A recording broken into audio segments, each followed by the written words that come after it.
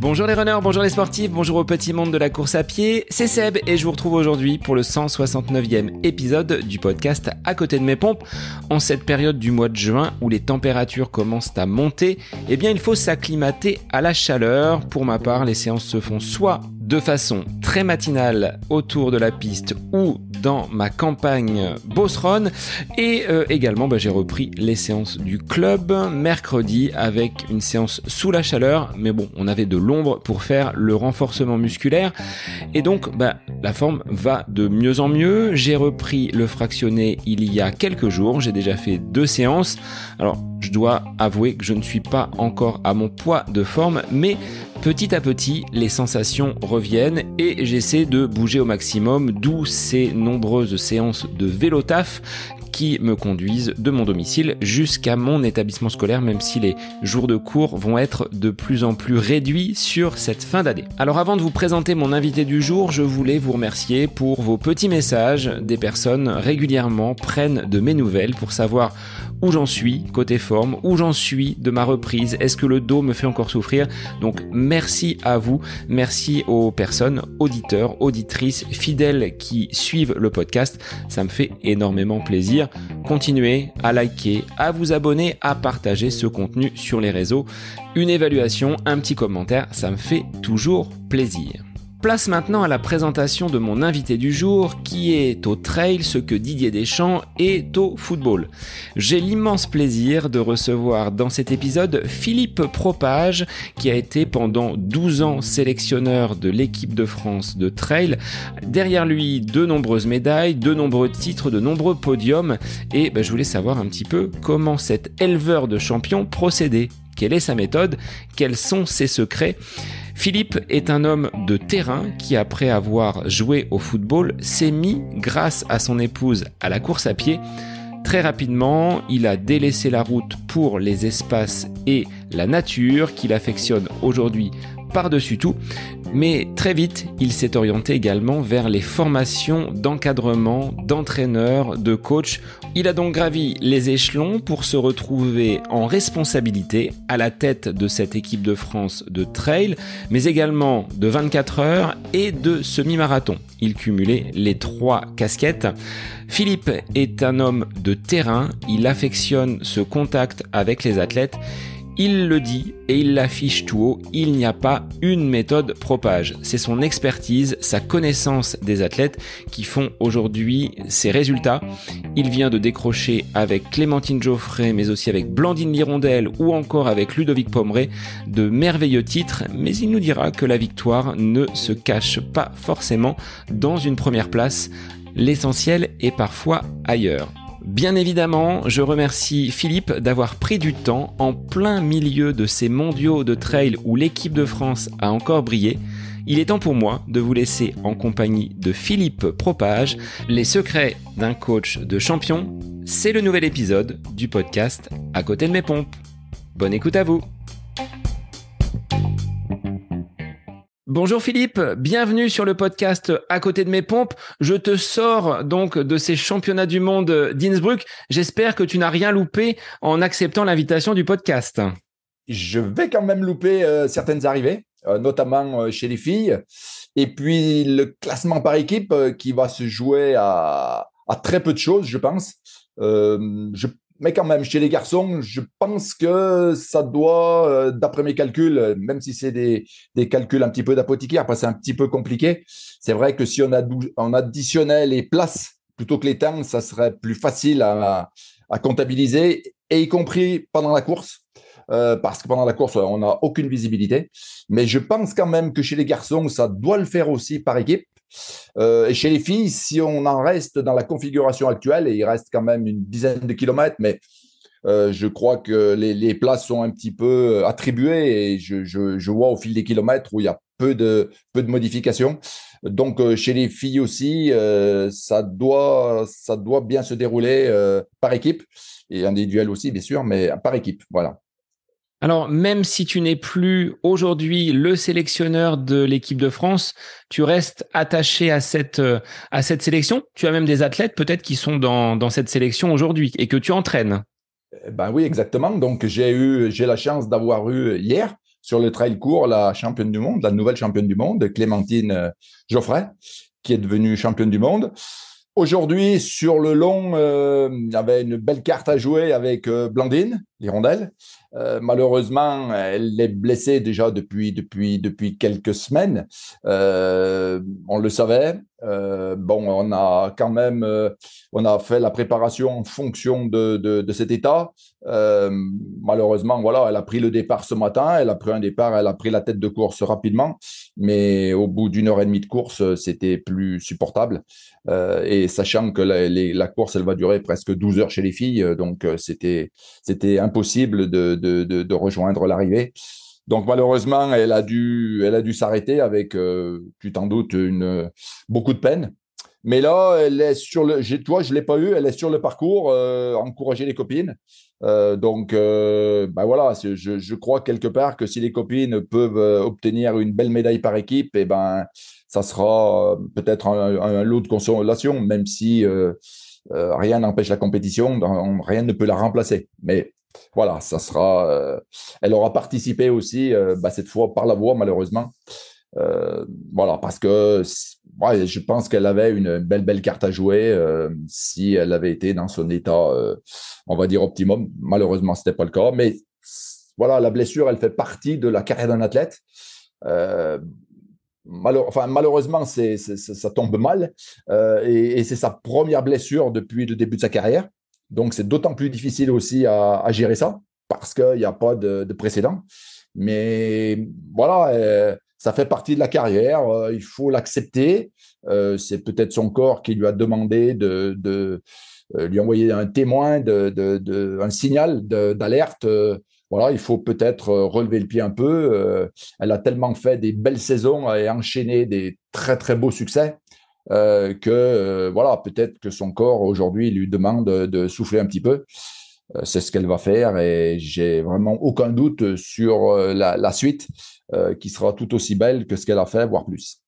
Comment tu vis ces moments à distance quand des athlètes sont en course à l'étranger et que tu ne peux pas, toi, être à proximité sur la zone d'arrivée, sur un abandon comme celui de Blandine Lirondelle que tu évoques à l'instant? Est-ce que c'est difficile à vivre?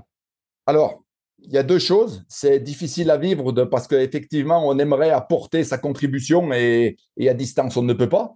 Par contre, sincèrement, pour le suivi, c'est moi qui ai donné des informations à différents coachs parce que devant mon ordinateur, aujourd'hui, on a des tels suivis tellement bien réalisés. Il y avait même un direct sur toute la course qu'on a une meilleure vision de ce qui se passe que ceux qui sont sur place où parfois il faut prendre la voiture pour se rendre d'un point à un autre et entre-temps, eh ben, on n'a pas d'informations.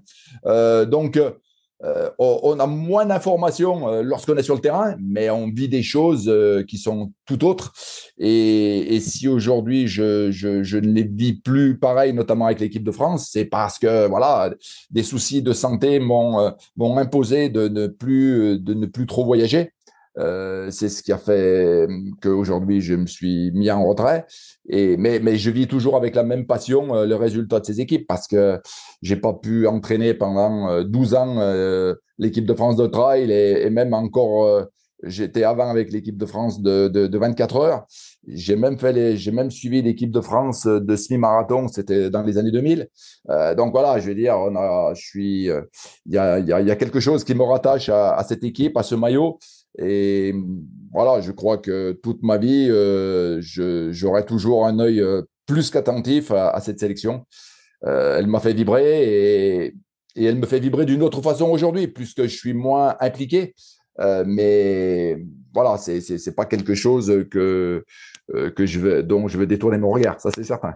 Alors Philippe, on s'est lancé dans l'actualité avec la proximité et ces championnats du monde du côté d'Innsbruck en Autriche. Je t'ai même pas laissé te présenter. On va revenir sur ces fondamentaux. Qui es-tu? D'où viens-tu? Et qu'as-tu fait avant d'être ce sélectionneur et cet éleveur de champions en trail? Alors, d'où je viens, ben, je pense que par mon accent, on voit que je suis un pur Stéphanois. J'ai commencé par le football, hein, comme tout Stéphanois qui se respecte, surtout que c'était à une époque où les résultats étaient bien supérieurs à ceux qui sont aujourd'hui. Donc forcément, là, c'était un petit peu comme les Gaulois, on était baignés dans le chaudron et on n'avait pas le choix. Et puis, ben voilà, après, ma carrière de footballistique étant derrière moi, un jour, je suis passé devant la glace et j'ai vu que je commençais à prendre un peu d'embonpoint. Donc, j'ai dit, il faut faire quelque chose. Je me suis mis à courir et rapidement, voilà, j'ai commencé à lire, à essayer d'être à l'écoute un petit peu de tous les conseils. Alors, c'était moins facile qu'aujourd'hui parce qu'aujourd'hui, il y a une multitude de revues, de livres. À cette époque-là, c'était un petit peu plus compliqué. Il y avait moins de sources pour s'approvisionner en bons conseils. Et ben, tout naturellement, je me suis dirigé vers un club. Et à l'intérieur de ce club, voilà, comme j'ai été passionné tout de suite par l'entraînement, le comprendre le pourquoi, ben, rapidement, je me suis inscrit à des formations. Mon club m'a aidé à ce niveau-là aussi. J'ai rencontré des personnes formidables au niveau de la fédération, des gens qui étaient très, très investis sur la formation, entre autres. Et ce qui a fait que ben, tout doucement, je suis rentré un petit peu dans le giron de la FFA. Ce qui m'a amené, une fois tous ces diplômes acquis, bah, à participer à quelques stages d'accompagnement des équipes de France. Et puis l'un dans l'autre, ben voilà, un jour, on m'a proposé de prendre la tête d'une équipe et ce que j'ai fait avec beaucoup d'envie et d'enthousiasme. Et puis voilà, au fil du temps, je te l'ai dit tout à l'heure, en 2008, j'ai commencé à encadrer l'équipe de France de 24 heures. En 2009, c'est l'équipe de France de trail qui émerge. Et j'ai été sur les deux tableaux jusqu'en 2015. Et puis, voilà, le trail prenant de plus en plus d'importance, ben, j'ai dû me séparer et à contre-cœur hein, de l'équipe de France de 24 heures. Mais par contre, voilà, je savais aussi qu'il y avait quelqu'un derrière moi sur l'équipe de France de 24 heures qui était là, prêt à prendre la succession. Et donc, ça s'est fait d'autant plus facilement. Ça s'est pas fait dans les mêmes conditions que sur le trail, puisque là, voilà, ça a été du jour au lendemain. Là, on a pu préparer une transition un peu plus sereinement sur un an ou deux. Et puis voilà, en 2015, donc j'ai arrêté et puis je me suis focalisé sur l'équipe de France de trail. Et puis jusqu'en 2021, voilà, jusqu'en 2021. Et puis en 2021, j'ai eu un accident cardiaque qui m'a pas impacté vraiment physiquement, hein, mais par contre qui m'a fait quand même poser beaucoup de questions par rapport au fait que tu vois, je suis allé en Patagonie. Patagonie, c'est 30 heures d'avion. Et puis, je me dis, il me serait arrivé la même chose en Patagonie. On m'aurait ramené certainement dans la soute à bagages. Hein. Donc, voilà, j'ai été super bien soigné. Et on est en France, même si parfois on se plaint, faut voir quand même les très, très bons côtés des choses. J'ai été soigné de façon admirable. Et voilà. Et aujourd'hui, c'est pour ça que j'évite de m'éloigner trop de la France. Donc voilà, j'ai mis quelque part un terme à cette carrière au niveau international avec l'équipe de France. Et à ce moment-là, on m'a fait une proposition, voilà, un team, le team Evadict, hein, qui allait se monter. On m'en avait déjà parlé. J'avais, dans un premier temps, refusé parce que c'était pas possible de mener d'avoir la casquette de l'équipe de France avec un partenaire et d'un autre côté être team manager d'une autre marque, c'était pas possible à mes yeux. Donc j'avais dans un premier temps refusé, même si j'avais donné mon avis, voilà, j'étais très très quand même impliqué dans ce team. Et puis ben donc à cause de ou grâce à, je sais pas ce qu'on doit dire, ce qui m'est arrivé, et ben le basculement s'est fait automatiquement. Et depuis 2020, ça fait un an et demi maintenant, ça fait donc depuis 2022, début 2022, je suis devenu team manager de l'équipe Evadict, une équipe 100% féminine et qui compte dans ses rangs, et ben la nouvelle championne du monde de hier, Clémentine Geoffrey, Blandine Lirondelle, double championne du monde et un palmarès à faire pâlir qui que ce soit. Et puis d'autres filles comme Sarah Vieuil, comme Adeline Roche, qui avait été aussi championne du monde en 2017. Voilà, une pléiade de champions.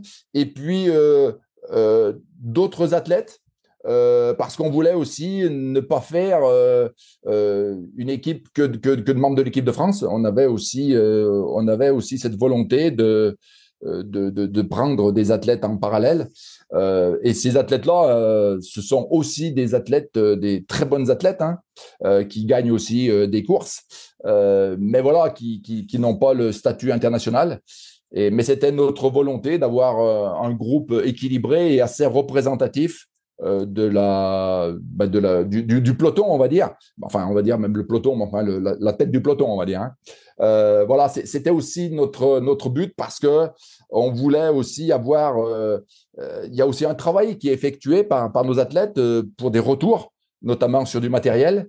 Et ça nous paraissait important de ne pas avoir non plus qu'une vision du tout haut niveau, mais aussi d'avoir une vision de bonnes athlètes, mais qui ne sont pas forcément internationales ou qui peuvent le devenir. Et donc, c'était notre but. Et c'est pour ça qu'on a créé ce team.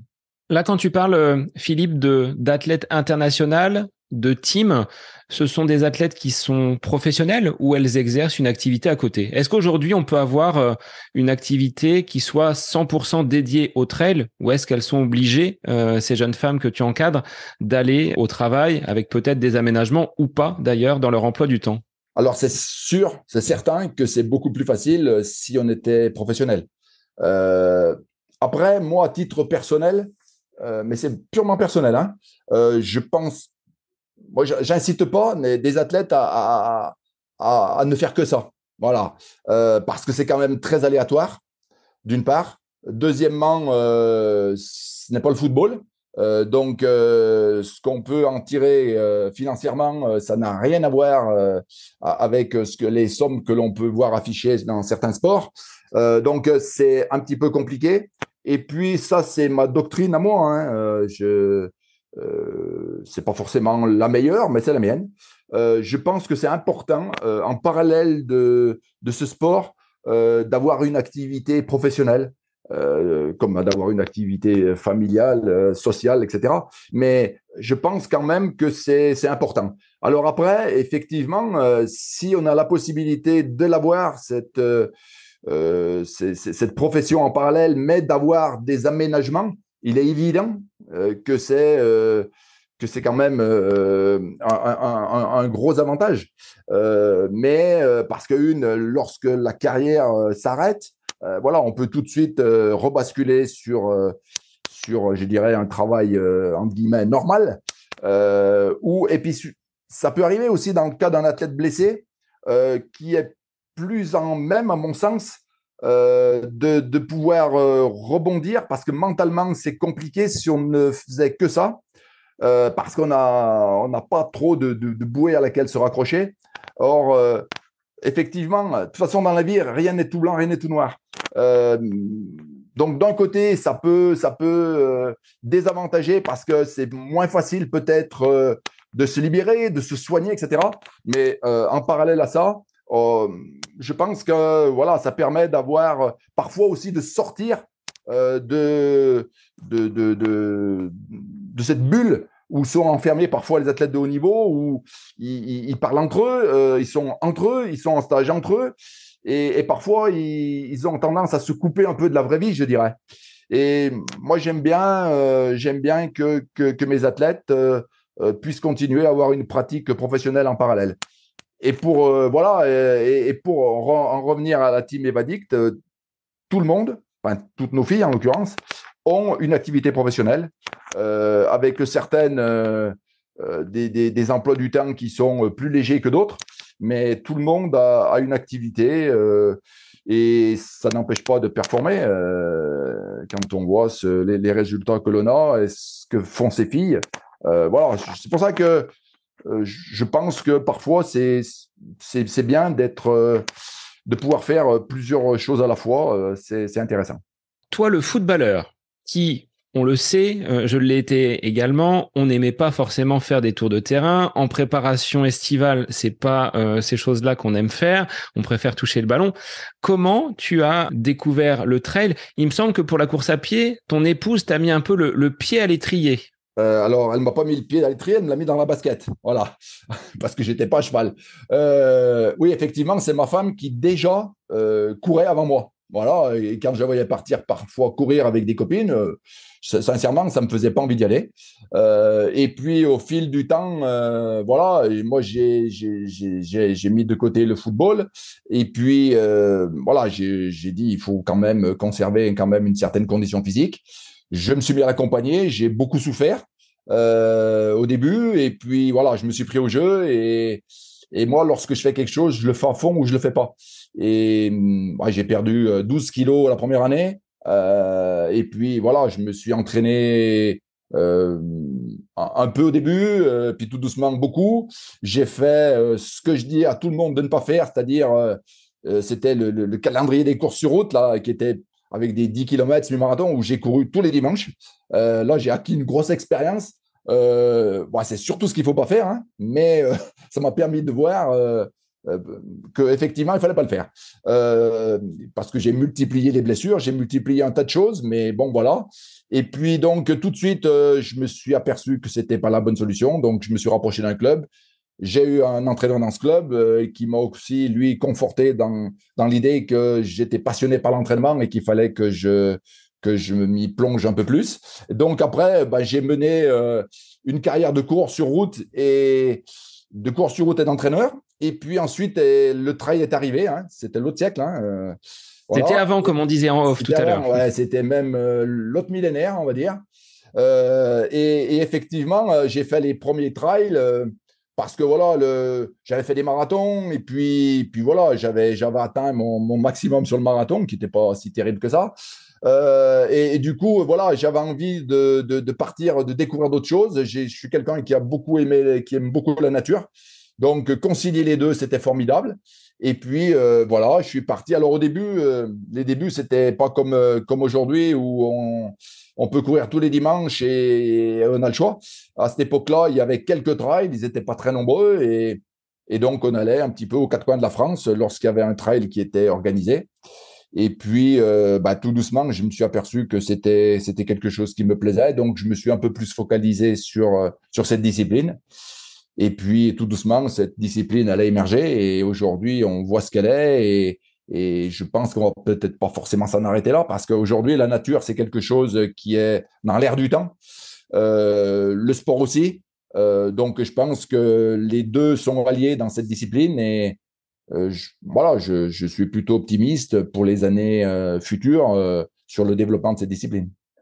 De ta formation, donc, tu le disais, hein, fédérale, avec différents cursus, différents diplômes, tu as quand même une solide expérience du terrain. Est-ce que pour toi, ce terrain est vraiment la base? Tu te focalises quand même beaucoup sur ton ressenti, ton expérience, en plus de toutes les connaissances et les compétences que tu as pu acquérir en parallèle. C'est ma ligne de conduite, c'est ma marque, on va dire. Effectivement, ça fait 35 ans que je suis au départ sur les pistes, ensuite sur les routes, et puis après sur les chemins. Même si je vais encore sur la piste et je vais encore sur la route, voilà, c'est ce qui me nourrit chaque jour. Et c'est vrai que ma marque de fabrique, moi, c'est le terrain. Voilà, je le dis. J'ai pas non plus, je l'avoue, hein, des connaissances scientifiques, même si je sais un petit peu comment ça marche. Faut pas non plus tomber dans l'excès. Mais j'ai pas des connaissances, voilà, scientifiques qui peuvent expliquer comment ça fonctionne. Par contre, moi, ce que je peux te dire, c'est quand je fais ça, on obtient ça. Voilà, ça c'est ça qui m'intéresse en fait, plutôt que je laisse à des gens, à d'autres qui ont d'autres capacités que les miennes, d'autres capacités intellectuelles, hein, il faut pas le nier, de faire de la recherche, de faire des choses. Moi, j'en suis pas là. Moi, je suis un homme de terrain, je le dis, de terrain, de relationnel, et c'est ce qui fait peut-être ma force ou ma faiblesse aussi. Mais voilà, j'ai passé les 60 ans, c'est pas aujourd'hui que je vais changer quoi que ce soit. Donc voilà, je continue toujours dans la même démarche. Et puis je me dis finalement, vu les quelques résultats que j'ai parfois, ouais, je suis pas non plus tant à la rue que ça, quoi. quelques résultats. Philippe, là, tu es modeste. Est-ce que tu as compté le nombre de médailles, le nombre de titres glanés par les athlètes que tu as pu encadrer depuis ces 35 années? Bah oui, quand même, c'est quelque. Alors, je le savais pas, mais comme j'ai écrit un livre, j'ai été obligé de regarder, en fait, mais je ne savais pas. Hier, alors je parle pas de l'équipe de France, hein, de l'équipe de France, puisque c'était pas moi qui entraînais forcément les athlètes, hein, j'en ai eu beaucoup avec l'équipe de France, mais voilà, parfois c'était pas les miens, quoi. Donc, enfin, c'était pas mes athlètes, donc je vais pas tirer la couverture à moi là. Hier, c'était mon 7e titre de champion du monde, voilà, avec un athlète. Et dont je suis le plus fier, c'est 7 titres avec 6 athlètes différents. Voilà, ça c'est important pour moi. Parce que c'est vrai que lorsqu'on a par exemple une bandine d'hirondelle, c'est vrai que c'est beaucoup plus facile de gagner des titres. Voilà, je lui ai dit encore hier, lorsqu'on a parlé, je lui ai dit, grâce à toi, j'ai gagné 2 titres de champion du monde, mais n'importe qui t'aurait entraîné, je pense que tu aurais été champion du monde. Voilà, je suis honnête, elle a des qualités un petit peu hors normes. Après, moi, je me suis juste contenté de les mettre en valeur. Mais voilà, n'importe qui aurait été à ma place, je pense qu'elle aurait gagné quand même. Comme, je dirais, Usain Bolt, n'importe qui l'aurait entraîné, je pense quand même qu'il aurait été champion du monde sur 100 bornes, sur 100 mètres, pardon. Donc voilà, donc j'ai ça, et puis j'ai une vingtaine de titres, enfin, j'ai pas une vingtaine, j'ai 20 titres, puisque le dernier, il date de championnat de France de course de montagne avec Thomas Cardin. 20 titres de champion de France, 2 titres de champion d'Europe, un titre de vice-champion sur 100 km. Voilà, j'ai quand même une panel de titres assez large et dans plusieurs disciplines. Voilà, 24 heures, 100 km, trail, course de montagne. Après, sur marathon, j'ai des bons chronos, mais j'ai pas de titre. J'ai quelques sélections, et encore en équipe de France militaire. Voilà. Et par rapport à ces titres, par rapport à ces résultats, ces satisfactions que tu as pu avoir, quel est le plus beau souvenir pour toi dans ta carrière d'entraîneur? Alors là, c'est pas sympa la question que tu me poses parce que c'est toujours compliqué à répondre. Je dirais c'est toujours celle de la plus proche. Elle est tellement proche, c'était hier. Donc je dirais celle-ci, mais non, allez, je ne veux pas dire celle-ci. Je vais dire 2016 et la victoire de Ludovic, parce que j'entraîne aussi quelques garçons, hein, Ludovic Pomeray en l'occurrence, sur l'UTMB. Voilà, c'est pas le fait d'avoir gagné l'UTMB, même si c'est une course importante, bien entendu, mais c'est surtout comment ça s'est déroulé. Quelque chose de totalement improbable qui est arrivé. Et ça, je crois que ça m'a marqué à tout jamais. Voilà, c'est pas la première fois qu'on me pose cette question, et voilà, c'est quand même, ça a été une course. Là, même aujourd'hui, lorsque je repense, je dis c'est pas possible d'avoir fait ça, et pourtant il l'a fait, quoi. Donc voilà, c'est hors les titres de champion du monde, c'est peut-être cette victoire à l'UTMB qui m'a plus marqué, Sachant que tu le fais durer à 47 ans, en août dernier, la TDS, il l'a mené d'une main de maître. Qu'est-ce que tu mets dans son entraînement pour qu'il soit aussi performant? Est-ce qu'il y a une méthode, Philippe? Eh ben, alors ça, je sais pas, ça sera un peu prétentieux de le dire, même si j'espère et quand même il contribue un petit peu, hein. C'est justement, c'est ça. J'ai pas de méthode, j'ai des méthodes. Et en fait, j'adapte ma méthode d'entraînement à la personne. J'entraîne pas de la même façon un athlète, comme tu l'as dit, qui a 47 ans, et une athlète qui en a 25. Parce qu'on est obligé de tenir compte de cet âge. Parce que les qualités physiques, alors d'élasticité, sont totalement différentes, et Ludo, il les a perdues en partie. Par contre, Ludo, ce qu'il a, que la petite ou le jeune qui a 25 n'a pas, c'est l'expérience. Et ce qu'il n'a plus, ce que Ludovic m'avait dit, c'est qu'il n'a plus les enfants dans les pattes à la maison. Et c'est beaucoup plus facile pour s'entraîner. C'est vrai. C'est vrai que Ludo, il a maintenant, aujourd'hui, et puis il s'est donné un petit peu les moyens au niveau professionnel aussi, hein, d'avoir un peu plus de temps, parce que c'était quelqu'un qui était, quand je l'ai connu au début, en 2015, hein, je l'entraîne depuis 2015, c'était quelqu'un qui est souvent surbooké, hein, il fait il a un travail à temps plein. Et puis à la maison, c'est quelqu'un qui fait tout. Depuis construire ses maisons, je dis bien c'est parce qu'il a construit sa maison principale plus sa maison secondaire. C'est lui qui va couper le bois pour chauffer. C'est lui, enfin, il fait, c'est le jour que je lui mets repos, il va prendre sa hache, sa tronçonneuse et il va aller couper 5-6 terres de bois dans la forêt, quoi, je vais dire. Donc, ouais, c'est quelqu'un de hyperactif, on va dire. Mais c'est vrai que je l'ai connu à me dire, ah ben Philippe, là, je suis embêté parce qu'il faut que j'emmène les filles, parce qu'il a 2 filles. Je les emmène à tel endroit pour faire leur sport, leur activité, etc. Aujourd'hui, il ne m'en parle plus. Donc, je connais bien, donc je sais que ces filles ont maintenant une certaine autonomie. Et donc, du coup, il a un peu plus de liberté. Et voilà, pour moi, c'est peut-être un peu plus facile de l'entraîner. Mais pour en revenir à ta question, voilà, moi, j'essaie d'adapter l'entraînement au mode de vie de la personne. Voilà, donc je tiens compte de l'âge, je tiens compte aussi de la situation familiale.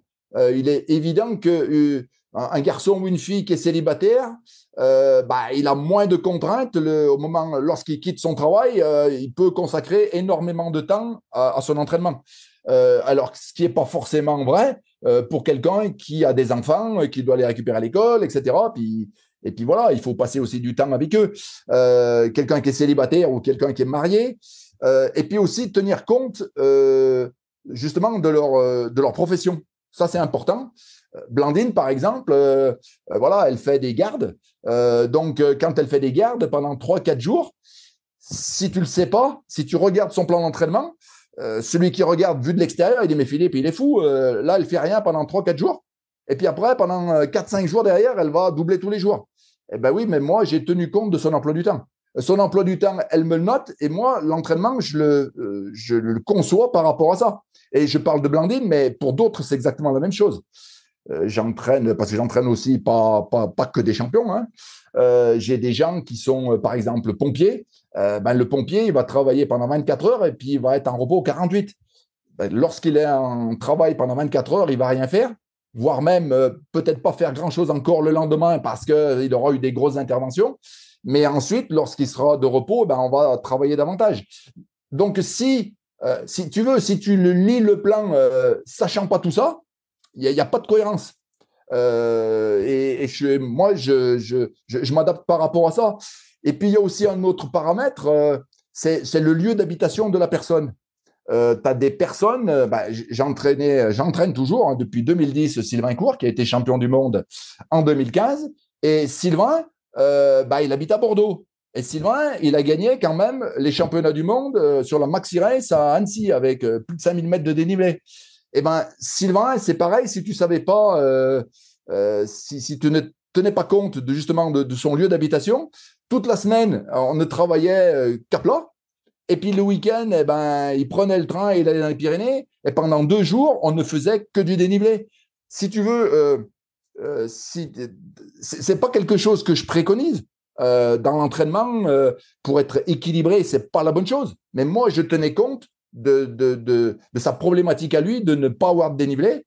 Et lorsqu'il avait la possibilité d'en faire, voilà, on n'était pas forcément dans la logique du plan d'entraînement, mais j'étais dans sa logique à lui. Donc voilà, il faut plus que dire il faut faire ci, ça, c'est surtout adapter, je pense, l'entraînement par rapport à la personne, par rapport à son travail, par rapport à ses activités professionnelles, par rapport à son mode de vie, par rapport à son lieu d'habitation. Voilà, j'ai encore un autre exemple qui parle bien, c'est j'ai une personne que j'entraîne là qui est divorcée et donc qui a la garde de son enfant 1 semaine sur 2. Eh ben, c'est la même chose. Si tu regardes le plan, la personne qui ne sait pas ça ne peut pas comprendre le plan. Et, parce que la semaine, lorsqu'elle a ses 2 enfants, je fais en sorte qu'il profite de ses enfants et lui mettre un minimum d'entraînement ce moment-là, alors que je sais que la semaine suivante, on va pouvoir s'entraîner beaucoup plus. Si tu veux, il y a une disproportion entre une semaine et l'autre, mais elle est due à un facteur. Et ce facteur-là, c'est pas l'entraîneur, en fait, qui en tient compte, c'est le coach. Parce que je vais rebondir là-dessus. Ouais, tu fais la distinction entre entraîneur et coach. Exactement, c'est deux personnes totalement différentes. Totalement différentes. Parce que pour moi, aujourd'hui, on a dans notre langage commun, on est coach, entraîneur, c'est la même chose. Pour moi, c'est totalement différent. L'entraîneur, c'est celui qui, sur le plan d'entraîneur, va mettre des séances les unes derrière les autres. Voilà. Et le coach, c'est celui qui va, une fois que tout ça c'est fait, va tenir compte de tout cet environnement autour de l'athlète et qui va modifier ce plan d'entraînement et l'adapter par rapport à toutes ces conditions dont je t'ai parlé juste avant. C'est ça la grosse différence. Et donc, c'est toujours compliqué. Tu vois, souvent, j'ai des questions où j'ai écrit dans un magazine aussi, et donc les lecteurs envoient des questions, mais ma problématique, lorsque je réponds à une question à ces lecteurs, c'est compliqué parce que je ne sais pas la personne qui m'a posé la question, est-ce qu'il a 20 ans, est-ce qu'il en a 70, est-ce qu'il court depuis la semaine dernière ou est-ce que ça fait 20 ans, est-ce qu'il est en surpoids et qu'est-ce qu'il fait dans la vie, tout ça. Donc, je suis obligé de faire une réponse assez vague et parfois, je suis frustré parce que j'aimerais en apporter plus. Mais comme je ne sais pas à qui je m'adresse, j'essaye de rester un petit peu… je ne vais pas au fond des choses. Parfois, je te dis, ça me frustre. Mais j'ai tellement peur de faire partir un lecteur, celui qui a posé la question, ou d'autres qui, eux, vont la lire, la question, et de les faire partir dans la mauvaise direction, que parfois, j'essaye de pas trop… de rester un peu neutre, quoi. Voilà, c'est compliqué. Alors que quand j'entraîne des athlètes, que je suis leur coach, là, je les connais parfaitement. Et donc, l'entraînement, il est parfaitement conçu pour eux. Voilà, pour eux. Et je vais aller un peu plus loin. Il faut faire attention aussi. Aujourd'hui, on a beaucoup d'outils type Strava et compagnie où tout le monde va voir ce que l'autre a fait. Mais voilà, si quand on va voir ça, la problématique, on voit l'entraînement, mais on ne voit pas tout ce que je viens d'énumérer auparavant. Et pourtant, qui pour moi est peut-être encore plus important que l'entraînement en lui-même. Alors, je reviendrai, Philippe, sur ces outils connectés parce que j'avais pas mal de questions à te poser. Toi qui dis être du millénaire précédent, donc on y reviendra tout à l'heure. Pour les athlètes qui te contactent, est-ce que tu leur fais passer carrément un entretien, pas d'embauche, mais un entretien pour être un de tes athlètes avec toutes ces questions autour de la vie personnelle, de leurs habitudes, que ce soit à la fois sportive, peut-être alimentaire, professionnelle. Comment tu mènes justement ton recrutement? Alors, je suis contacté par beaucoup de personnes, hein, et puis d'autant plus lorsqu'on a des résultats. Tu vois, hier, Clémentine était championne du monde, et ce matin, j'ai eu 2 mails. Voilà, pour des personnes que je ne connais pas. Donc, en fait, tu sais, enfin, moi, le feeling, c'est quelque chose quoi, qui est essentiel pour moi. C'est ma façon d'entraîner, c'est ma façon d'avoir des… Voilà, s'il n'y a pas la confiance, s'il n'y a pas quelque chose au-delà de l'athlète et de l'entraîneur, des relations autres, moi ça peut… Voilà, je suis pas bien. C'est pas ma façon de faire. C'est comme une rencontre, en fait. Voilà, et sincèrement, je ne citerai pas de nom, mais j'ai refusé 2, 3 athlètes de très haut niveau de les entraîner parce que voilà, je les sentais pas, quoi. Voilà, tout simplement. Et moi aussi, je fais ça aussi pour mon plaisir. Et je te l'ai dit tout à l'heure, quand je m'engage à fond. Donc voilà, je sentais que ça allait être compliqué. Donc, je ne voulais pas me lancer dans entre guillemets, une relation tortueuse d'entrée. Je savais que ça allait être compliqué. Donc, tout simplement, je leur ai expliqué que j'étais surbooké, ce qui était vrai aussi, mais voilà, de toute façon, surbooké ou pas, j'aurais peut-être pas fait un bout de chemin avec eux parce qu'ils étaient peut-être pas forcément dans ma philosophie. Et puis, ils attendaient pas ils attendaient peut-être des choses de moi que moi, j'étais pas en capacité de leur amener. Voilà, il faut parce qu'ils voient que j'ai les résultats, donc ils croient peut-être que ben non, moi c'est comme ça que je fais. Après, je m'adapte à eux, mais il y a des choses que je suis pas en capacité de leur apporter. Et puis voilà, c'est ma façon d'entraîner avec les bons côtés, peut-être les mauvais. Mais voilà, on me prend en entier, comme moi, l'athlète, je le prends en entier. Et s'il me semble que c'est un petit peu compliqué, que notre relation sera un petit peu compliquée, donc je préfère ne pas mettre en place un système qui finalement n'apportera de bonheur ni à moi ni à lui, quoi. Alors, par rapport justement à ces principes que tu mets en avant, tu dis être dans une capacité à t'adapter à l'athlète, mais est-ce qu'il y a des points sur lesquels tu es inflexible? Sur peut-être une certaine rigueur, sur des séances, sur ta façon de gérer justement l'entraînement. Quelles seraient finalement les grandes lignes de l'entraînement par Philippe? Eh ben, je suis très content que tu me poses cette question parce que je te réponds par non. En fait, il n'y a rien qui est figé avec moi. Voilà. C'est peut-être pour ça que parfois j'ai eu des athlètes qui pouvaient s'entraîner avec moi et peut-être pas avec d'autres. Parce que moi, à un moment donné, y compris lorsque en début de saison, ils me font part de leur calendrier, ce qui souvent est très fourni, je leur explique, voilà, à mon sens, il faudrait pas, souvent je leur dis, il faut pas faire, hein, il faudrait pas faire là, là, là, là. Parfois, ça m'arrive de leur dire si, il faudrait peut-être rajouter une course.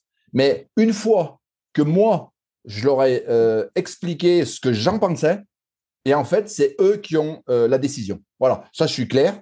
Et y compris, on l'a appliqué aussi dans le team Evadig. Ils m'ont pris, ils ont été obligés de faire avec. On a dit il n'y avait aucune course qui était imposée à nos athlètes. Leur programme de course, c'était le leur. Donc, moi, je leur donne mon avis, mais au final, c'est eux qui décident, c'est eux qui courent. Et moi, jamais, au cours de la saison, je leur reprocherai d'avoir fait quelque chose pour lequel moi au départ j'étais plutôt contre. C'est fini, je leur l'ai dit, ils ont pris leur décision, je la respecte et c'est moi qui adapte le plan d'entraînement en rapport à ce que eux ils souhaitent. Voilà, ça je suis clair là-dessus. Je suis pas du tout rigide. Voilà, mais alors après c'est quand même, il faut être honnête, hein, souvent quand je leur dis une fois qu'ils m'ont fait voir leur programme, je leur donne mon avis. Ah, on va dire quand même, c'est souvent qu'ils l'écoutent. Mais voilà, je veux dire, il n'y a rien n'est figé. Parfois, le programme qui est établi, eh ben, on modifie des choses en cours de route parce que pour X raisons, ils veulent faire une course qui n'était pas prévue. Et ben voilà, si ça me paraît pas trop anormal de la placer là, cette course, voilà, y a aucun souci. Et y compris dans l'entraînement. Y compris dans l'entraînement. Ça, c'est quelque chose vraiment qui est très, très important pour moi. C'est que l'entraînement, voilà, il est posé, il est sur la table, là. Et toujours, je veux que l'athlète ne fasse pas forcément ce que j'ai dit si il n'en sent pas, si tu veux, alors je dirais pas l'utilité, mais c'est pas le moment pour eux de faire ça parce qu'ils sont limités dans le temps, parce que c'est pas grave. Moi, je préfère quelque part, qu'on ne s'entraîne pas plutôt qu'on s'entraîne mal. Ça, c'est. Et voilà. Et alors, c'est toujours compliqué parfois parce que des athlètes pensent que si je l'ai marqué, c'est impératif, il faut le faire. Et souvent, ça se retourne contre eux parce que voilà, ils le font sur une certaine fatigue et il y aurait mieux valu, à bon sens, ne pas la faire. Sauf que si Philippe il a écrit, c'est compliqué qu'ils prennent la décision de ne pas la faire. Voilà. Alors certains m'envoient un SMS en me disant ouais, je suis pas bien aujourd'hui. Et là, s'ils me disent ça, il n'y a aucun souci. Cet entraînement-là, s'il était important, ben, de toute façon, ils vont le refaire, mais un autre jour, tout simplement. Et s'il n'était pas si important que ça, si c'était simplement un footing de récupération pour faire un peu de volume, ben, soit on le récupérera, soit à la limite, si on ne le récupère pas, on ne le fait pas, ben, ça ne va pas être la fin du monde non plus. Donc, je suis vraiment rigide sur rien. Voilà. Et ça fait 35 ans que ça dure. Il n'y a jamais d'excès, ni dans un sens, ni dans l'autre. Mais c'est aussi pour ça que je t'expliquais tout à l'heure qu'il y a une relation de confiance qui est très, très importante dans ma relation que j'ai avec les athlètes. C'est ma marque de fabrique, ça. Et je pense que quand tu leur fais une totale confiance, ils te le rendent. Et voilà, ça se passe plutôt bien, on va dire, quoi. Voilà, j'ai pas peu de soucis de ce côté-là. Je te le répète, aussi bien, je suis très, très souple sur si tu veux, le planning de la saison. Pareil, dans l'entraînement, tu sais, j'ai une phrase, moi, qui est mieux vaut un entraînement de moins qu'un entraînement de trop. Voilà. Et puis, alors ça, c'est pas une phrase en l'air, hein. C'est vraiment quelque chose, un concept que j'essaie d'inculquer à mes athlètes. Et puis, voilà, lorsque j'écris des choses, c'est vraiment un message qu'il faut faire passer. Parce que parfois, voilà, l'athlète, il est pas bien, il va quand même aller faire la séance. Et en fait, au final, ça va être une séance qui sera pas optimum. Donc, l'athlète, il va l'avoir fait quand même. Mais comme il ne l'aura pas fait de façon optimum, il sera un peu déçu de ce qu'il a fait. Donc, finalement, on aura tout perdu. Donc, c'est vraiment pas la peine de le faire. Voilà, c'est pour ça que je dis que je suis coach, je suis pas entraîneur. Un entraîneur, il a mis des séances et on est plus, voilà, on respecte la séance. Et là, le coach, voilà, il s'adapte aussi parfois à l'état de fatigue. J'entraîne par exemple des gens qui travaillent dans la comptabilité. Ben, en fin d'année, il faut rendre les comptes. Et ben voilà, ils ont un surplus de travail. Celui qui est, je sais pas quel métier, moi, à des moments de l'année, il y a un surplus de travail. Ben voilà, moi je m'adapte, je le comprends. Et donc du coup, ben, on va alléger l'entraînement parce que je sais que si je le maintiens de la même façon, il va le faire. Mais au final, ça sera plus dévastateur que bénéfique. Donc, il faut toujours peser le pour et le contre et il faut que le pour soit bien plus important que le contre pour que je prenne la décision qu'on fasse. Mais tu as développé à travers toute cette expérience une grande capacité d'écoute, de psychologie pour comprendre le fonctionnement de tes athlètes.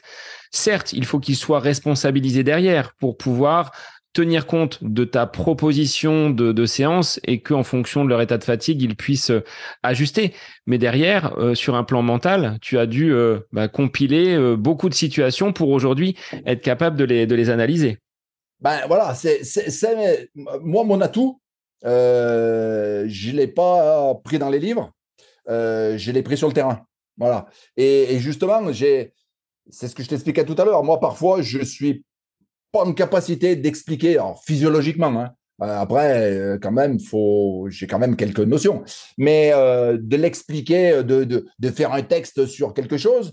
Mais par contre, je sais que si on fait ça ou si on ne fait pas ça, le résultat, ça sera ça. Et c'est ça et je pense que mes athlètes là-dessus, j'ai pas trop de soucis avec eux. Ouais, ils ont une grosse confiance en moi et puis si ça arrive que la confiance elle n'est plus totale, ben c'est pas la fin du monde. On reste amis.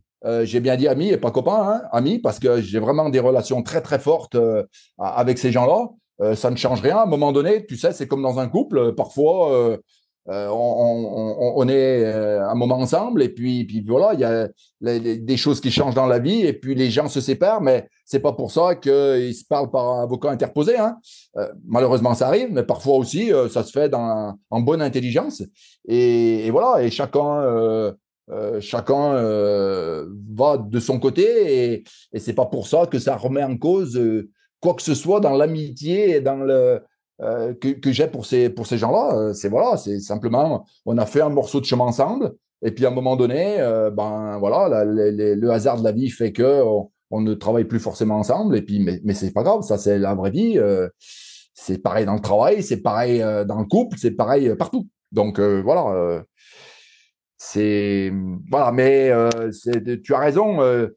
J'accorde énormément d'importance dans ce relationnel. Et puis, allez, je te donne un secret, par contre, c'est que mon plus beau des cadeaux, c'est lorsque un athlète me parle et que dans la phrase, en me parlant, il me sort des phrases que moi, je lui ai fait passer. Et qu'en fait, il s'en est pas rendu compte. Il se l'est approprié et que c'est lui qui me la ressort. Alors, des fois, bah, je dis oui, quoi. Mais bah, je dis, j'ai gagné. Voilà.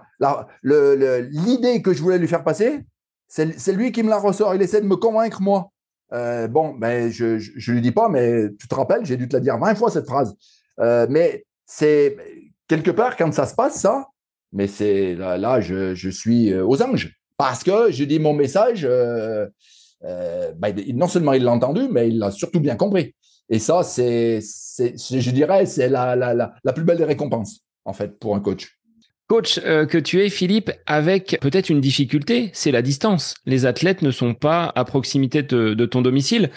Comment tu fonctionnes au quotidien? Est-ce que ce sont les SMS, les tableurs, ou est-ce que tu as basculé sur des solutions digitales et Non, numériques? non, alors je suis beaucoup sollicité pour passer sur des solutions, parce que je pense aussi que certains voudraient bien aussi me compter parmi leurs membres, mais Leur non, moi tête je de suis, gondole. bon, je sais pas si on peut dire ça. Non, moi je suis resté basique. J'ai un très bon outil via Google Drive qui me satisfait. Voilà. Donc on a des échanges tous les jours. Ils sont juste entre l'athlète et moi, peut-être à une autre personne si l'athlète y souhaite. Moi, ça me pose pas de problème. Mais voilà, j'ai cet outil qui me permet, alors aujourd'hui en plus j'ai davantage de temps puisque je ne travaille plus, je suis en retraite, donc et je vais le voir jusqu'à 2 fois par jour, et voilà, je suis informé sitôt qu'un athlète a écrit quelque chose sur ce plan, et donc systématiquement je vais le voir, et là la réponse instantanée, on ne se voit pas, on ne se parle pas tous les jours, mais à travers ce plan, on se parle tous les jours quand même. Et puis, bien sûr, il y a les contacts téléphoniques, il y a les SMS, enfin, tout ce qui existe aujourd'hui. Et puis, il y a aussi, je suis sur le terrain. Voilà, mes athlètes, Alors, c'est compliqué quand tu as des athlètes un petit peu partout, parce que ça serait l'idéal, ça serait qu'ils courent tous au même endroit, mais ça, c'est rare. Donc, forcément, voilà, je vais sur des courses. La semaine prochaine, je suis à l'UTPMA. La semaine dernière, j'étais sur un trail où j'étais le parrain. Enfin voilà, je suis souvent sur des courses, et puis j'essaye d'aller d'ailleurs sur des courses où je sais que j'ai des athlètes qui vont courir. Ça permet d'être au plus proche d'eux, et voilà. Mais après, je peux aussi comprendre que parfois c'est un manque pour eux de pas m'avoir à leur côté au quotidien. Après, ce sont moi aussi, je leur donne une certaine liberté, un espace de liberté. Donc, un espace de liberté, c'est pas aussi à contrôler. Ça va aussi dans ce sens-là, hein, ne pas contrôler tout ce qu'ils font avec les fréquences cardiaques, les allures. Je demande aux athlètes s'ils veulent me l'écrire, ils me le mettent, mais moi, je leur le demande pas. C'est ce que Voilà, j'allais te demander. Qu'est-ce que l'athlète voilà. va renseigner C'est ce dans ton Alors, fichier? c'est pareil. Chaque athlète me renseigne ce qu'il a envie de me renseigner. Voilà. Par contre, s'il me manque des choses, je lui demande. Mais Ludo, il va faire à chaque kilomètre qu'il va faire sur une séance, il va me donner ses chronos, ses allures, parce que oui, il va pas sur une piste, lui, hein. Donc, je sais tout ça. Il me le met. D'autres athlètes me le mettent pas forcément.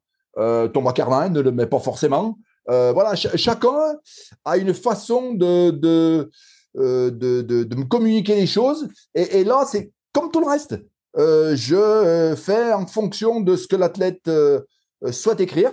Parce que les athlètes aussi se servent de ce drive. Ils s'en servent aussi pour eux. Pour avoir, comme on appelait dans le temps, moi j'ai connu les carnets d'entraînement, hein. C'était un petit agenda comme voilà, et on marquait tout à la main, voilà. Et on communiquait pas forcément tout ce qu'on fait. Donc voilà, moi ça me suffit. Voilà. Donc après, chaque athlète a envie de me donner plus d'infos, il me les donne. Bien sûr, s'il me les donne, je les regarde, ça c'est clair.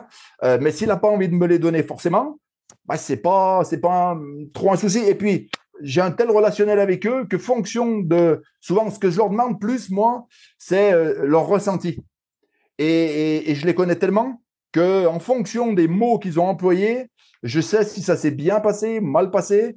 Et puis, je connais un petit peu l'entraînement, donc je sais si on est dans des phases plutôt où on est en train de monter en puissance, ou voilà, on est au sommet, et puis il va falloir un petit temps de récupération. Donc, je le sais ça. Donc, j'ai pas besoin autant d'outils que ça. Je te dis pas que si j'entraînais sur 1500 mètres sur la piste, sur 800 mètres, j'aurais pas besoin de plus d'outils. Mais là, nous, tu vois, aujourd'hui, les filles, elles sont parties pour 12 heures de trail. Là, elles sont coupées de tout le monde. Elles se débrouillent toutes seules. Donc, c'est aussi ça qu'il ne faut pas trop leur enlever. Cette autonomie qu'ils gardent un petit peu au quotidien. Parce que le jour de la course, il va falloir justement Voilà, il n'y aura personne sur le bord pour leur dire monte plus vite, monte moins vite, récupère ici, tout ça. Voilà, il faut pas non plus. Il faut faire attention aux outils. Les outils, c'est un plus, mais il faut pas que ça devienne qu'ils prennent trop d'importance dans la course à pied. Tu vois, aujourd'hui, on a des outils embarqués, là, on se croirait dans un avion avec sa montre, mais le coureur, demain, il va courir, qu'il a emmené sa montre ou pas, il courira de la même façon. Hein. Voilà. Par contre, il ne saura pas ce qu'il a fait. Mais souvent, les coureurs qui courent déjà depuis quelques années, quel que soit leur niveau, ils savent parfaitement où ils en sont. Moi, j'en suis le bon exemple. Mon cardiologue, il m'a dit, il faut mettre un cardio lorsque tu cours par rapport à mon problème de cœur. Je lui ai dit oui pour lui faire plaisir, mais en fait, j'espère qu'il n'écoutera pas, mais j'en ai jamais. Moi, je sais, il m'a dit de rester en endurance, et voilà, je sais ce que c'est l'endurance, quoi. Si je suis avec des collègues et je me permets de discuter comme on discute actuellement, ou presque, je sais que je suis en endurance. Je n'ai pas besoin d'aller vérifier en permanence sur mon cardio où j'en suis. Et ces athlètes, et plus ils sont à haut niveau, plus ils se connaissent. Donc, ils n'ont pas besoin même si aujourd'hui, voilà, c'est. Moi, je me suis mis au trail, je voulais quitter la route. Parce que la route, c'était les kilomètres marqués tout le temps et un chrono. Et on faisait des bips, voilà, on devait passer à temps au kilo. Moi, je suis parti de la route pour aller dans la nature, pour oublier ça. D'ailleurs, là-bas, à ce moment-là, même toujours, les kilomètres n'étaient pas marqués. On savait qu'au 20e kilomètre, il y avait un ravitaillement, etc. Ça s'arrêtait là. Et aujourd'hui, voilà, avec les outils, ils sont capables. On revient un petit peu en arrière, quoi. D'un côté, on veut l'aventure, la liberté et être dans la nature. Et puis d'un autre côté, quand même, voilà, c'est souvent que je vois un coureur qui va voir l'organisateur et lui dire ah, tu nous avais dit que ça faisait 70 km. Bon, en fait, ça fait 70 km et 200 mètres, quoi. Et le dénivelé, tu nous avais dit 2322 et moi, j'ai 2354. Voilà, non, mais bon, quelque part, on s'en fout. Hein. Voilà, aujourd'hui, quand même, le trail, je retourne. Parfois, j'ai perdu un peu l'esprit du pourquoi nous, je dis nous, ceux qui étaient sur la route, parce qu'avec ça. Les pionniers. Pourquoi vous étiez partis? Oui. Les pionniers. Ah, ça, c'est un terme qui me plaît. Les pionniers. Ah oui, je suis un pionnier. Voilà, c'est ça. Je ne suis plus un ancien, je suis un pionnier. Et voilà. Et en fait, on en avait assez de courir avec ce chrono. Et aujourd'hui, je me sens qu'avec tous ces outils, et puis voilà, c'est aussi la mode, tout le monde communique avec les réseaux sociaux par rapport à ça. Et aujourd'hui, on rebascule de l'autre côté où les gens ne partent plus faire le moindre footing sans savoir l'allure à laquelle ils ont été, le nombre de kilomètres exacts, de mètres même, le dénivelé, s'ils ont fait 21 mètres de dénivelé ou 23. Voilà, tout ça que, en fait, tu sais, tous les coureurs africains, les Kenyans et compagnie, qui courent bien aussi vite que nous, je ne veux pas dire plus, ils n'ont pas tous ces outils. Hein, et ça ne leur pose pas de problème. Hein. Voilà, et de temps en temps, il faut, je crois aussi, c'est bien d'avoir des outils, mais bon, est-ce que c'est aussi important que ça peut-être les prendre parfois sur certaines choses, mais est-ce qu'on est obligé de les avoir tout le temps avec soi? On devient, c'est quelque part, on est suivi en permanence avec son outil.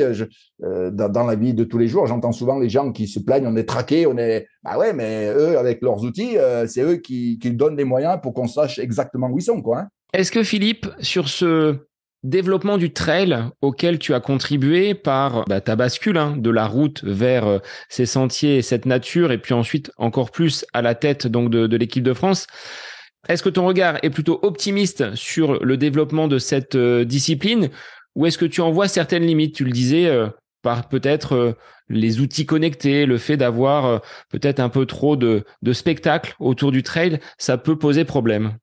Non, moi, je suis plutôt d'un genre optimiste déjà en temps normal, donc je ne vais pas noircir le tableau.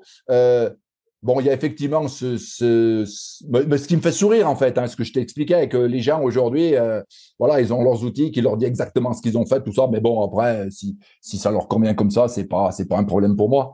Mais aujourd'hui, la chose qui me fait le plus peur, c'est l'augmentation des distances et du toujours plus dur et toujours plus long. Et ça me fait peur.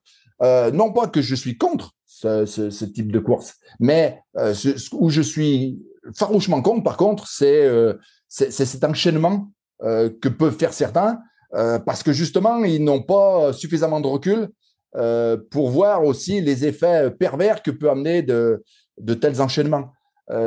Et surtout des gens qui n'ont pas eu ce mot que j'utilise en permanence, la progressivité, qui veulent faire de l'ultra alors qu'ils ne sont pas passés par la case par des distances plus courtes. J'en reviens à la course sur route, mais jamais avant, un coureur sur route n'aurait fait un marathon s'il n'avait pas fait avant un 10 km, un semi-marathon.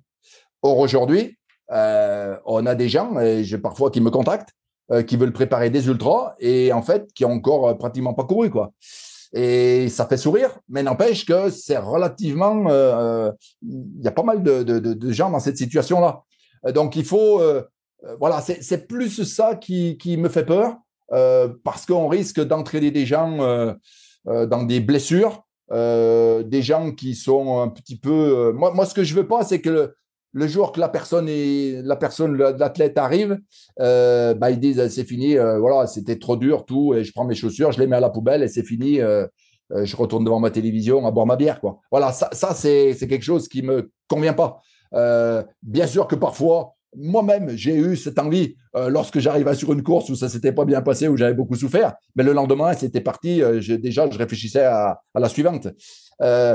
Moi, ce qui est important pour moi, c'est que le jour que la personne arrête de courir, ce qui est tout à fait compréhensible parce qu'il veut faire autre chose, mais que ce soit lui qui ait décidé d'arrêter et non pas que ce soit son corps qui lui dise stop, tu peux plus faire. Là, c'est très frustrant. Après, s'il a envie d'aller jouer à la pétanque, de jouer au football, de jouer au bridge, peu importe.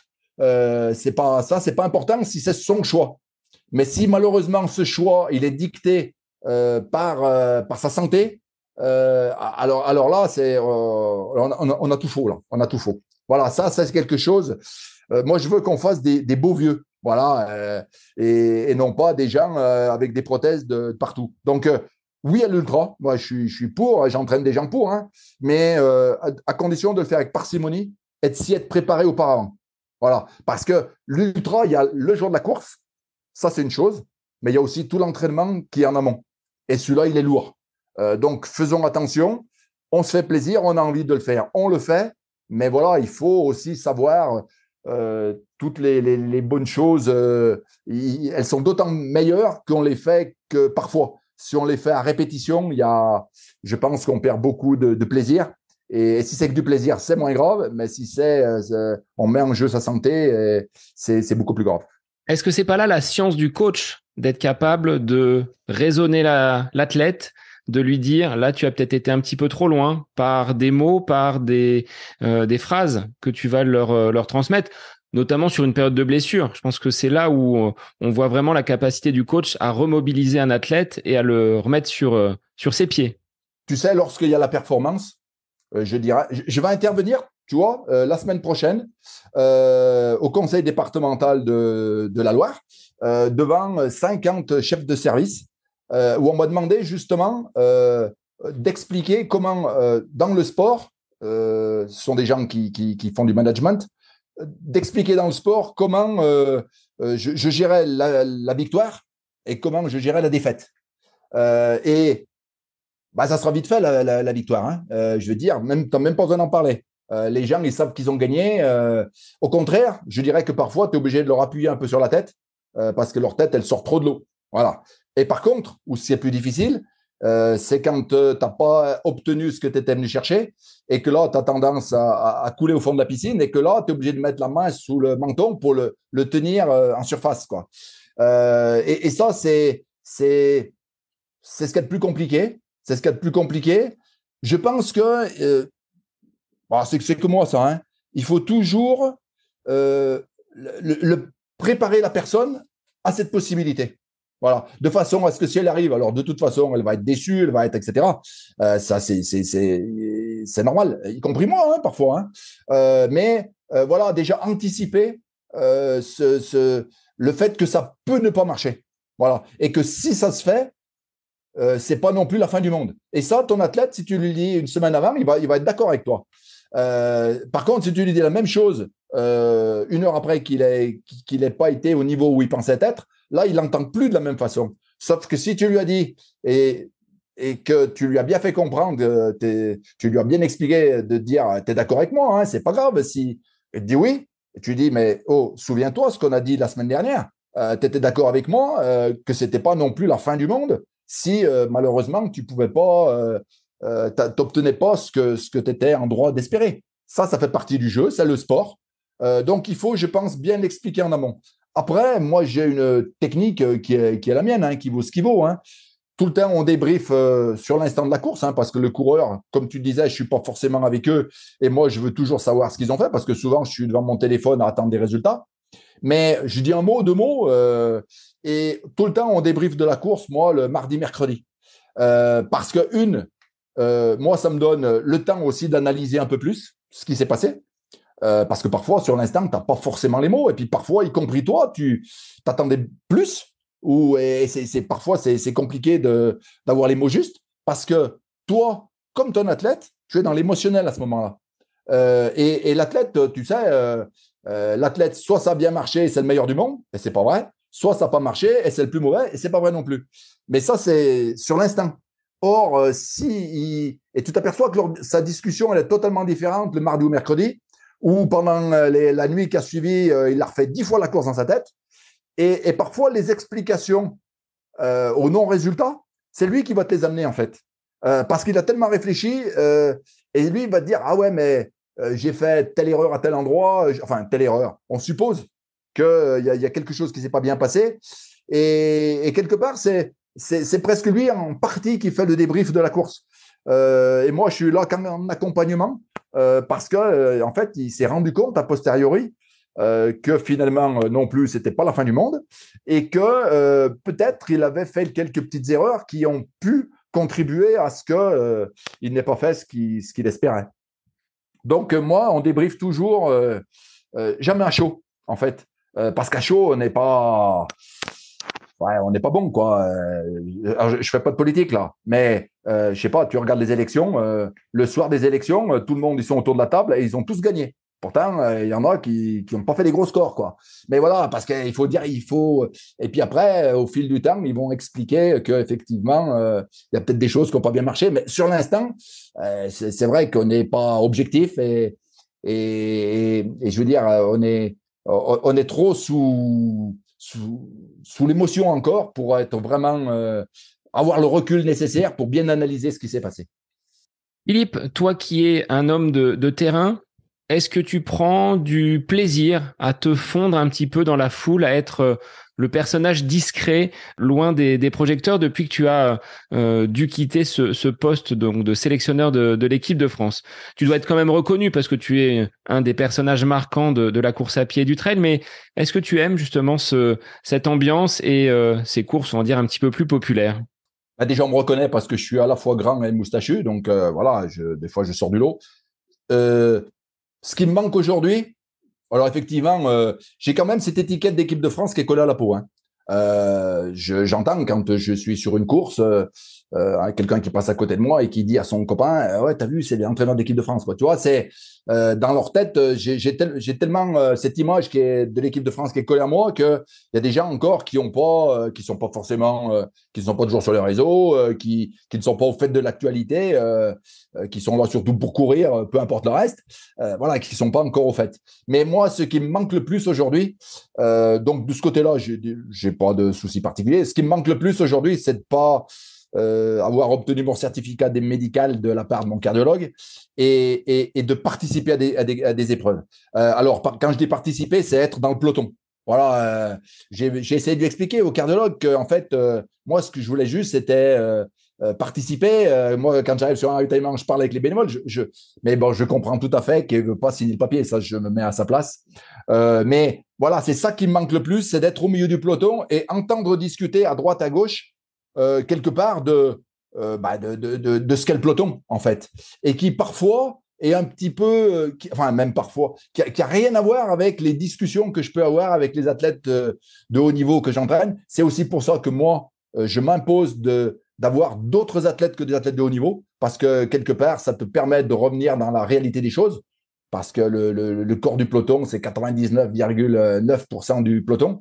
Et parfois, c'est important pour moi parce qu'ils me posent des questions qui me font redescendre d'un étage et puis retoucher un petit peu par terre. parce que leur problématique à eux, elle est totalement différente des athlètes qui sont des athlètes élites.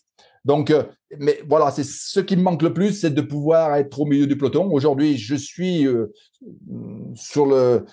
pas dans le peloton, je suis de l'autre côté de la barrière, moi, et je les regarde courir. Et parfois, c'est là que ça me pèse le plus de ne pas pouvoir être au milieu et de pouvoir discuter avec eux. Mais en gros, de faire mon footing, mais avec eux. Après, de discuter avec ceux, d'accompagner même les derniers. Voilà, moi, ça me fait plaisir d'être avec eux. Je ne suis plus du tout dans la compétition. Mais voilà, ça, aujourd'hui, ça me manque. Après, par rapport à l'équipe de France, ouais, c'est vrai que j'ai la chance d'être reconnu un petit peu partout. Je suis souvent sollicité pour, tu vois, des choses type ce que je vais faire mardi prochain. Là, je fais la même chose dans le Cantal, mais avec des chefs d'entreprise le vendredi, juste avant l'UTPMA. Donc voilà, j'ai une certaine reconnaissance je dirais même peut-être qu'aujourd'hui, comme j'ai quitté ça, on me voit un petit peu comme le sage. C'est peut-être plus facile, et y compris ma parole elle est plus libérée que lorsque j'étais à la tête de l'équipe de France et qu'il fallait quand même faire attention. J'étais obligé de regarder s'il y avait des partenaires, des choses comme ça. Là, je me pose plus la question. Si ça me plaît, j'y vais. Donc voilà, non, de ce côté-là, j'ai pas de souci. Mon principale chose qui me manque aujourd'hui, c'est de pouvoir courir au milieu d'un peloton. Voilà, et de pouvoir d'accrocher un dossard. Et le fait d'accrocher un dossard qui fait que tout le monde sait, on va au WC un peu plus que d'habitude, juste dans les minutes qui précèdent. Et c'est incroyable ça. Moi qui, je veux dire, je prends le départ, je ne mets même pas de chrono. Il y a au ravitaillement, je m'arrête, je discute avec les bénévoles, je m'en fous. N'empêche que c'est cette sensation, cette envie d'aller aux toilettes qui me manque aujourd'hui lorsqu'on est sur la ligne de départ.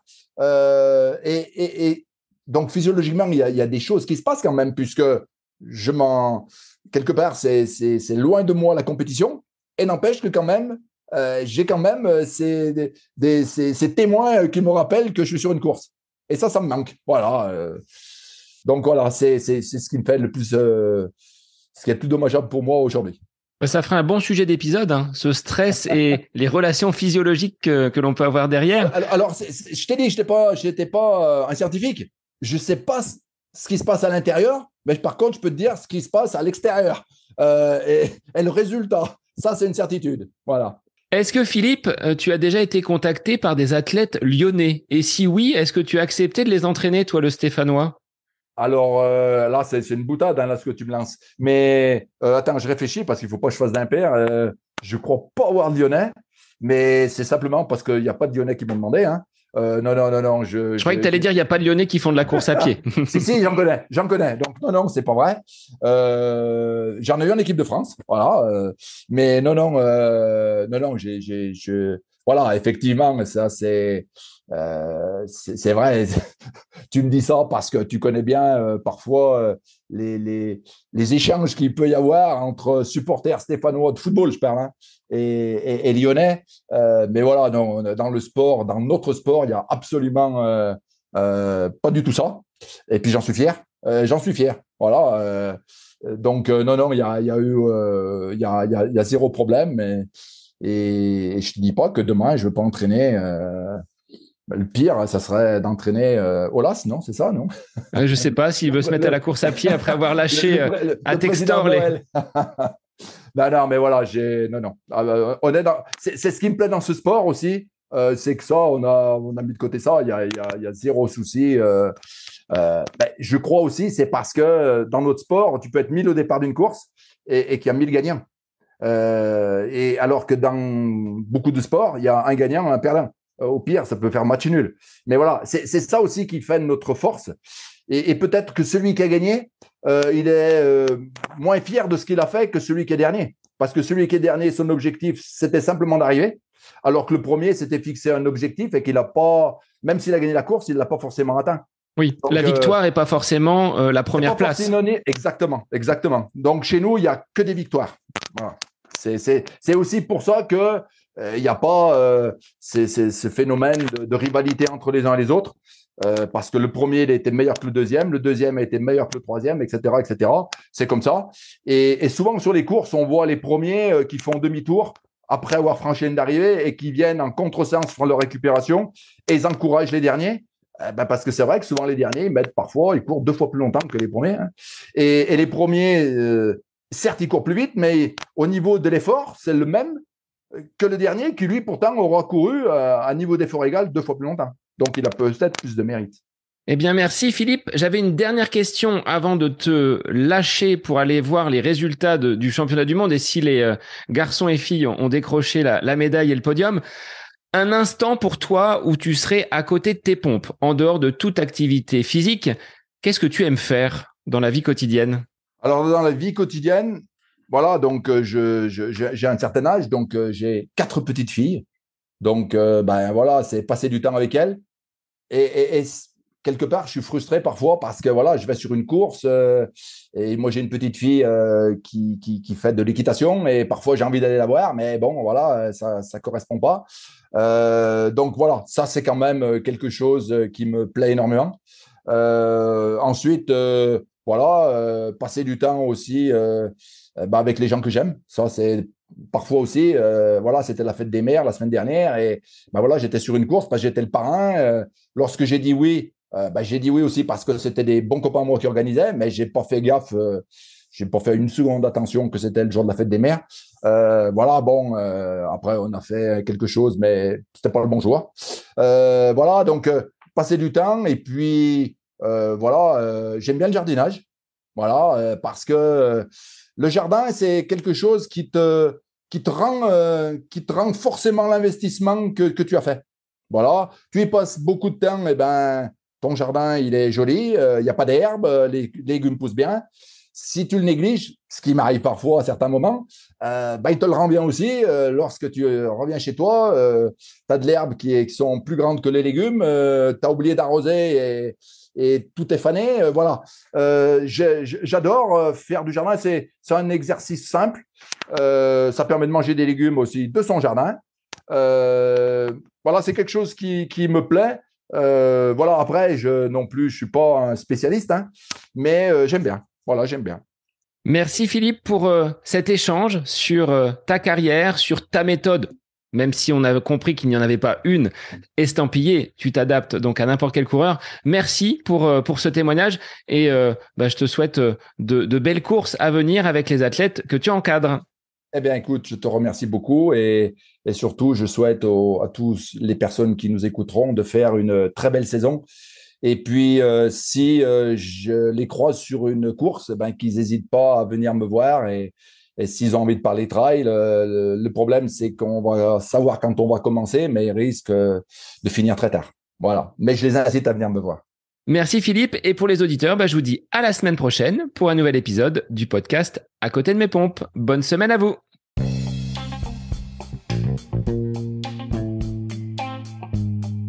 J'espère que cet épisode avec invité vous aura plu. Je vous remercie infiniment de votre écoute. Pour faire remonter le podcast dans les classements, je vous invite à laisser une petite évaluation sur Apple Podcast, 5 étoiles, un petit commentaire, ça me fera énormément plaisir et vous permettrez au podcast d'être remonté, diffusé, déployé sur ces différentes plateformes de façon plus importante encore qu'il n'est actuellement. Et puis je vous invite à me retrouver sur les différents réseaux, Facebook, Instagram. Laissez votre petit message, votre commentaire, ça me fait plaisir d'échanger avec vous. Si vous avez des questions, si vous voulez échanger sur quelconque sujet en lien avec la course à pied, mais pas que, parce que le sport c'est une philosophie de vie et c'est une passion qui nous anime de façon commune, donc n'hésitez pas à venir échanger avec moi. Sur ce, je vous souhaite une bonne fin de semaine, un bon week-end et je vous dis à la semaine prochaine pour un nouvel épisode du podcast À côté de mes pompes.